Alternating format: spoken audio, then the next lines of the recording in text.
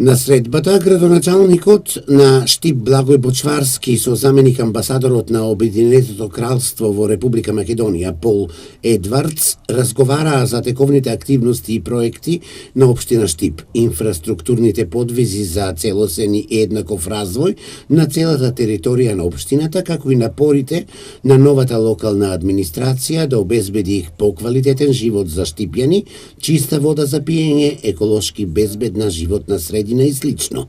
Градоначалникот Бочварски истакна дека меѓу приоритетите е гасифицирањето на општина Штип, што ќе придонесе за големи енергетски заштеди и еколошки чиста средина. Заменик амбасадорот Едвардс ги поздрави напорите на новата локална администрација да го развива диалогот со граѓаните преку дебати на ниво на урбани заедници за формирање на буџетот за 2018 година, како и неодомнешната дебата за изнаоѓање сообраќајни решенија. Новиот концепт на новата локална власт за општината, отворена за сите граѓани, беше поздравен и охрабруван за во иднина.